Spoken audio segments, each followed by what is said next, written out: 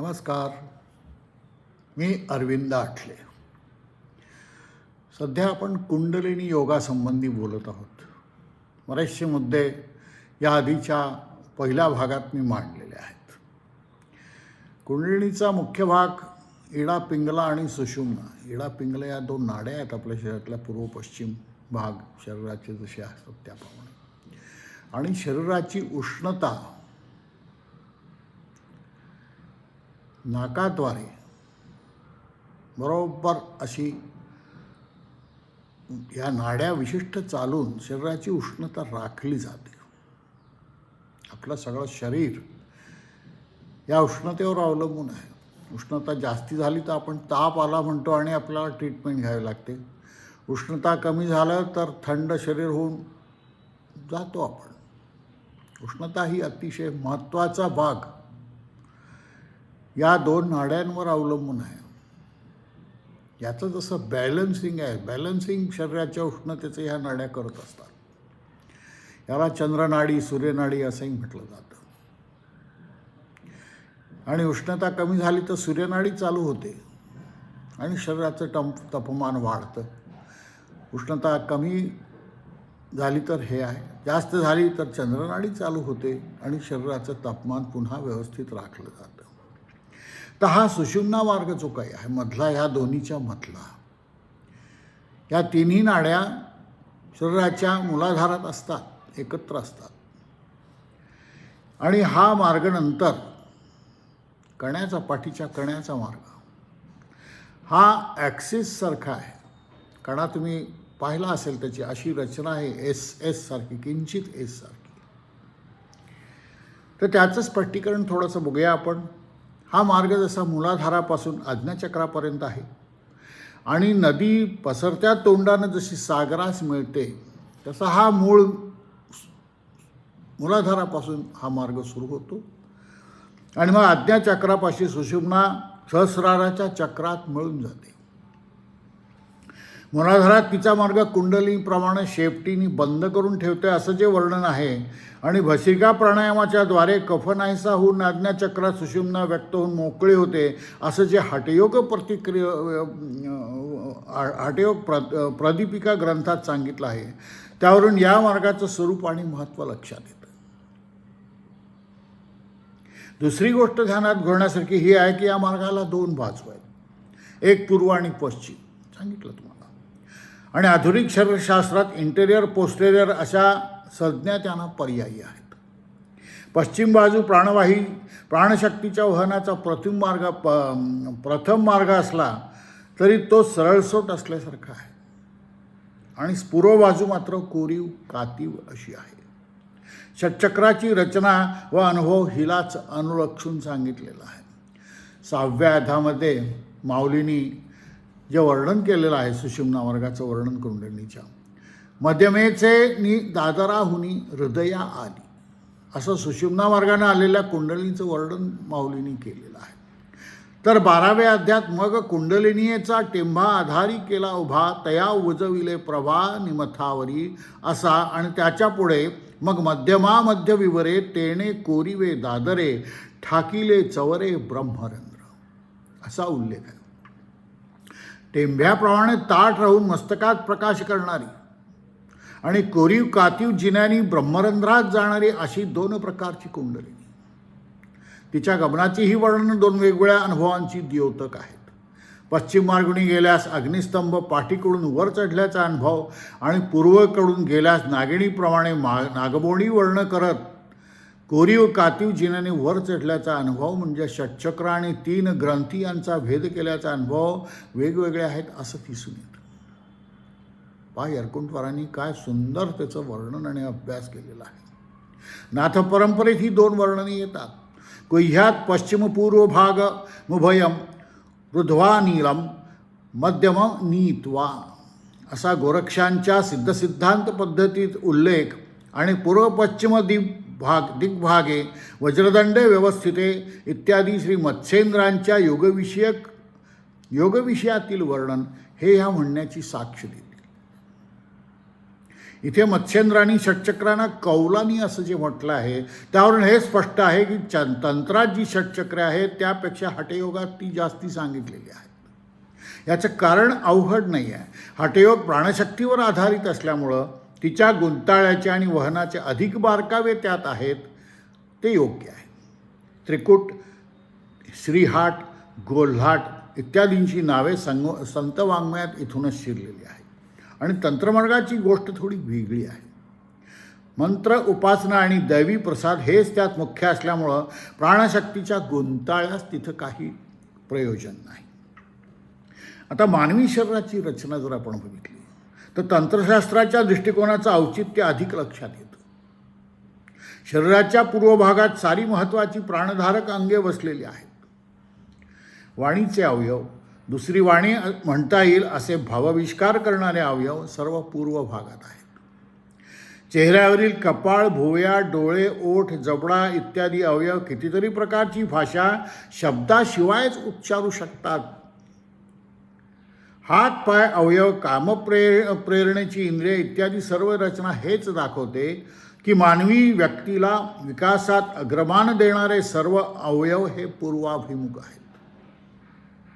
सूक्ष्म विचार किती केलेला आहे. त्यामुळे षटचक्र आणि 3 ग्रंथी यांनाच जास्त महत्त्व देऊन लय प्रक्रियेवर तंत्रांनी भर द्यावा हे योग्य आहे. त्या तंत्रांनी लय वापरलेला आहे. पश्चिम भाग म्हणजे पोस्टेरियर प्राणाचा आधार तर खराच, पण विकासाचे मर्म त्यात नाही, ते पूर्व भागात आहे. सुषुम्ना मार्गाची 2 टोकं, गुह्य आणि तालू. सुषुम्ना तालू मार्गेण ब्रह्मरंध्रपर्यंतम वह्यती सिद्ध सिद्धांत पद्धती असं म्हटलेलं आहे याच्यामध्ये. तिचे पूर्व पश्चिम भाग लक्षात घेतल्यास कुंडलिनी योगाचं पूर्ण स्वरूप आकलन होण्यास मदत होईल. ज्ञानदेवांनी या योगाचे 2 घटक सांगितलेले आहेत. मध्यमा विकासुनी, कुंडलिनी जागवुनी. सुषुम्नेचा विकास करणं आणि कुंडलिनी सचेतन करणं या 2 उद्दिष्टाकरता सर्व ह्या प्रक्रिया रचल्या गेलेल्या आहेत. सुषुम्ना फाकल्याशिवाय इडा, पिंगला या मार्गांच्या द्वारे अन्नमय शरीरात पसरून कार्य करणारी प्राणशक्ती ओसरून ती खळखळत नाही. त्याचप्रमाणे मध्यमेच्या कोरीव कातीव जिन्याला सहस्रारात जाणारी कुंडलिनी ओसांडल्याशिवाय लय प्रक्रिया सुरू होत नाही. हठयोग असो की तंत्रयोग असं यातील सर्व अभ्यास या 2 साधनांच्या दृष्टीने बसवलेले आहेत. सुषुम्ना सत्वगुणात्मक सुखदायिनी असल्याचं शास्त्र सांगतं. तिलाच राहूचीही उपमा दिल्याचं आढळतं. इडा आणि पिंगला तमोगुणात्मक आणि रजोगुणात्मक असल्याचं त्यांच्या कार्यावरून दिसतं. त्यांच्या मानानं सुषुम्ना ही सत्वगुणात्मक वर्णिलेली आहे. याचं कारण स्पष्ट आहे. सत्वगुणाच्याच ठिकाणी लघु आणि प्रकाशक धर्म असल्यामुळं फाकण्याची क्रिया त्यानीच होते आणि या क्रियेमुळंच सुखानुभव येतो. सुखाचा अंतरंग बाहेरची धाव थांबून व एकमुख होऊन आतल्यात फाकणे यात आहे. तिलाच राहूही याकरताच म्हटलं आहे. चंद्र आणि रवी म्हणजे इडा आणि पिंगला यांना ग्रहण लावून त्यांचा असतं ती करते म्हणून तिला राहू म्हटलं. आणि बाहेर फाकणारा प्रकाश ती आतल्या आत कोंदून घेते. गुह्य भागास सुषुम्ना आणि कुंडली यांचा जो संबंध निगडीत झाला आहे त्याची 2 ठळक कारणं आहेत. सुषुम्ना आणि कुंडलिनी या 2 शक्ती आहेत. आणि कोणत्याही शक्तीच्या वहनास 2 ध्रुव असतात, पोल्स. त्यांनाही 2 ध्रुव आहेत. मेंदू आणि गुह्येंद्रिय हे ते 2 ध्रुव आहेत. अशी काम करते ती गुह्येंद्रियापासून मेंदूपर्यंत. अन्नमय शरीरात या 2 ध्रुवांच्या काही क्रिया समान दिसतात. उदाहरणार्थ स्मृती ही क्रिया घ्या. आपल्याला वाटतं की मेंदूतच सारी स्मृती साठवलेली आहे. क्रमपरिणामाच्या सिद्धांतात जर काही तथ्य असेल तर तदनुसार गुह्येंद्रियात साठणाऱ्या स्मृतीचं अस्तित्व अमान्य करता येत नाही. तेव्हा शरीरातील सर्व अवयव आपापले प्रतिनिधी गुह्येंद्रियात म्हणजे नारीफल ओव्हरीज आणि नरफले टेस्टीज यांना स्थिर करतात. कुठे काय संबंध आहे पाहून घ्या तुम्ही. किती सूक्ष्म विचार या कुंडलिनीचा केलेला आहे. त्यामुळे पुढच्या पिढीत अनुवंशिक वारसा मिळतो. हे कुठून होत आहे बघा, केवळ मेंदूच नाही आहे सर्व. आज या स्वरूपात ही कल्पना मान्य नाही, पण वेगळ्या प्रकाराने तिची सिद्धता ठरलेली आहे. मेंदू, कंठ, हृदय, मूत्रपिंड इत्यादी अवयवांकडून अंतःस्राव नरनारी फलांकडे जातात आणि त्यांच्यावर ते परिणाम करतात. त्याप्रमाणे बाह्य जगाचे जे संस्कार त्यावर होतात तेही परिणाम करतात आणि या दोहोंमुळं पुढच्या पिढीची मूस त्यांच्याद्वारे घडविली जाते. एक एवढंसं अंडफुल आहे. एक पुरुषाचा वीर्याचा एक थोडा जो काही कण जे काम करतो त्या तेवढ्याच्या ह्याच्यात सर्व स्मृती साठवण्याची क्षमता आहे. आईबापांचे गुणधर्म, त्यांच्या आधीच्या पिढ्यांचे गुणधर्म या एवढ्या छोट्याशा कणातून ट्रान्सफर होतात. हे अतिशय गुह्य आणि विचार करण्यासारखं केवढा प्रचंड आपल्या परमेश्वराने विचार केला असेल, त्या परमेश्वराची महती किती असेल.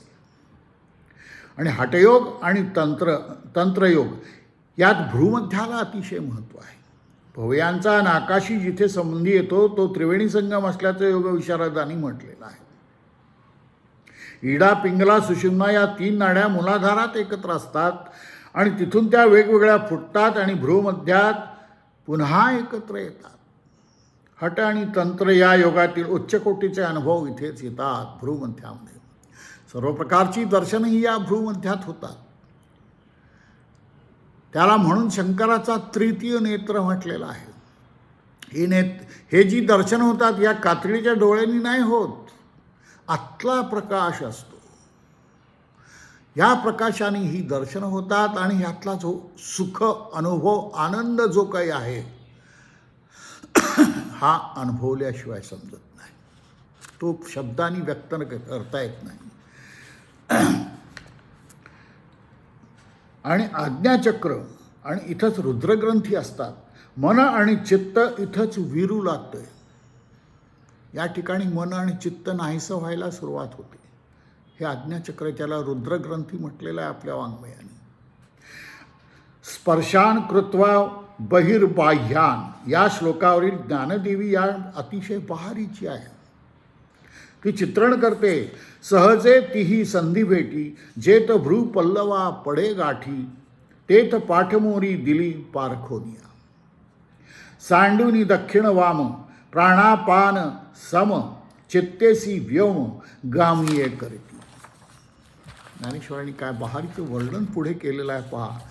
तेथ जैसी रथ्योदके सकळी, घेऊनी गंगा समुद्री मिळी, मग एक एक वेगळे निवडू नये. जैसी वासनांतराची विवंचना, मग आपैसी पारुखे अर्जुना, जे वेळी गगनी लयो मना पवन कीजे. जेथ हे संसार चित्र उमटे, तो मनोरूप पटू फाटे, जैसे सरोवर आटे, मग प्रतिमा नाही. सगळं नष्ट होतं एक एक सर्व नंतर. जैसे मन एथ मुद्दल जाये, मग अहम भावाधिक के आहे, म्हणून शरीरेची ब्रह्म होय अनुभवतो. शरीर हेच ब्रह्म आहे, ब्रह्म याच ठिकाणी आहे. अहम ब्रह्मास्मी ही जी काही अनुभूती होते ती या ठिकाणी होते. जीवाच्या ठिकाणी विज्जड ग्रंथी जो असतो तोही या त्रिवेणी संगमात विरतो. रुद्रग्रंथी म्हणजे चिज्जड ग्रंथी. वर्णन संस्कृत जुन्या आपल्या योगशास्त्रात हे केलेलं आहे. या ग्रंथीच्या भेदाचं सर्वाधिक महत्त्व आहे. चिद्रूप ब्रह्म आणि अचेतन प्रकृती यांच्या अभ्यासाचं ते स्थळ आहे. हा अध्यास नाहीसा होणं अत्यंत प्रयासाचं आहे. भिद्यते हृदयग्रंथी ही छिद्दंते सर्वसंशयः इत्यादी औपनिषदिक वर्णनं याला अनुलोक्षण आहेत. रुद्र ही संज्ञा अन्वर्थक आहे. ब्रह्मा, विष्णू आणि महेश यांची नावं या ग्रंथींना देण्यात आलेली आहेत. त्यातलं तत्त्व आता बघूया.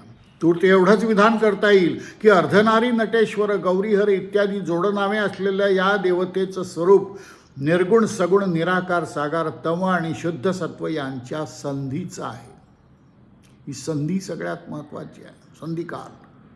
म्हणूनच तिच्याबद्दल आधुनिक दृष्टिकोनाला गोंधळल्यासारखं झालेलं आहे. ज्ञानदेवेत आणखी एका ठिकाणी पूर्वोक्त वर्णनासारखं उद्बोधक वर्णन आलेलं आहे. 5व्या अध्यायात चक्षुष्वैवांतरे भ्रुवो हो या श्लोकाप्रमाणे 8व्या अध्यायातील भ्रोरमध्ये प्राणमावेश्य सम्यक या श्लोकाचं स्पष्टीकरण करताना ज्ञानेश्वर काय म्हणतात पहा. आकळलेनी योगे मध्यमा मध्यमार्गे अग्निस्थानवनी निघे ब्रह्मरंध्रा. तेथ अचेत चित्ताचा सांगा तू आहाच वाणा दिसे मांडतू जेथ प्राण गगना आंतू संचरे का. जय जडजडाते विरवतू भ्रुतल भ्रुलता माझी संचरतू जैसा घंटा नाद लयस्तू घंटेशीच हो. ज्ञानेश्वरांनी 6या अध्यायातील कुंडलिनीच्या रेखीव आणि होबेवी वर्णनात आणखीन गोष्ट सांगितलेली आहे ठळकपणे की इडा पिंगला एकवटतात, तिन्ही गाठी सुटतात, षटचक्रांचे 6ही पदर उकलतात, चंद्र आणि सूर्य परस्परात लुप्त होतात, तेव्हा बुद्धीची फुलिका विरे परिमाळू घ्राणी उरे तोही शक्ती सवे संचरे मध्यमे माझी. अशी घटना घडते असं ज्ञानदेव म्हणतात. सुषुम्ना मार्गानं कुंडलिनी भ्रूलतामध्ये आली की ती बुद्धीचं स्मरण आणि नाकातील गंधसंवेदना ओढून घेते आणि त्यांचा प्रवेश सुषुम्नेत होतो. याचा अर्थ असा की बुद्धीचं स्फुरण आणि नाकातला गंधवह वायू हे सुषुम्नीत लीन होणारे अंत्य घटक आहेत, मग काही राहत नाही. मंत्रशास्त्रातील एक सत्य या गोष्टीच्या जोडीत दिलं की नाकाच्या रचनेचं इंगित आणखीन स्पष्ट होतं. सप्तसंस्कार स्वरापैकी गांधार हा स्वर ओंकाराच्या अर्थमात्रेचा आहे असं मार्कंडेय पुराणात म्हटलेलं आहे. त्याचं स्थान नाक हे आहे. अजाविकय तू गांधारम असं नारद शिक्षेत सांगितलं आहे. शेळी बकरा या वर्गाचे प्राणी नाकातून ध्वनी काढतात ते सर्व परिचित आहे. बिंदुरूप घेणारी अनुनासिके तिथूनच निघतात. या विषयाचा इथं विस्तार करणं शक्य नाही, परंतु एवढं नमूद करून ठेवता येईल की ओंकार रूप श्री गजाननाचा विग्रह हट आणि तंत्र यातील अनुभवांचं प्रत्यक्ष घनीभवन आहे. शिरोभागातील मद, त्याच्या सुगंधानं भुणभुणणारे सहस्रावधी भृंग, हत्तीचं शिर आणि सोंड या रूपाचा श्री गणेश विग्रह हे सर्व योगांचं नवनीत आहे. मुद्दा हा ही शक्तीच्या वाहनाची 2 टोकं मूलाधार असलेली गुह्येंद्रिय आणि आज्ञाचक्राचं प्रयाग असलेली भ्रूमध्य हे आहे. त्यामुळे शारीरिक क्रिया असो की योगक्रिया असो या दोन्हीही सारखीच कार्यक्रम आणि परस्परावलंबी असतात. हे ध्यानात ठेवणं आवश्यक आहे आणि स्मृतीच्या बाबतीतही हे सत्य आहे. थोडासा काही आणखीन माझा थोडा नंतर एक परिचय झाला. या परिचयामध्ये माझ्या लक्षात आलं की एक विशिष्ट ध्यान पद्धती आहे आणि हे मी महाअवतार बाबाजी संबंधी बोलतो आहे. कुठेतरी त्यांच्याकडचा माझा संबंध आला आणि त्यात माझ्या लक्षात आलं की ते जे काही त्यांची ध्यानाची जी पद्धत आहे ती सध्या मी अवलंबतो आहे. त्याच्यामध्ये आज्ञाचक्र आणि मागचा पाठीच्या कण्याचा शेवटचा भाग यांना साधणारा जो बिंदू आहे त्या ठिकाणी ध्यान केलं जातं आणि अतिशय प्रभावी ते ध्यान आहे. किती वेळ मध्ये चालला जातो हे समजत नाही अशा प्रकारचा अनुभव मी या ठिकाणी घेतलेला आहे. तर सध्या कुंडलिनी संबंधी जी काही माहिती मला माहीत होती, माझ्या नोट्स होत्या किंवा यांचं जे तुम्हाला मी सांगितलं वर्णन, तर ते या सगळं मिळून मी हे व्याख्यान तुम्हाला देत आहे. ह्यात माझं काहीच नाही हे मी प्रांजळपणे कबूल करतो. हे सगळं उधार उसनवारी आहे आणि त्यामुळं त्यांचं ऋण मला मान्य करणं भाग आहे आणि यासाठी मी डॉक्टर बस यरकुंटवार यांचा अत्यंत आभारी आहे. ही प्रेरणा त्यांनी या प्रकारे अभ्यास करण्याची दिली. खूप भले विद्वान त्यांच्याकडे परामर्शासाठी येत असत.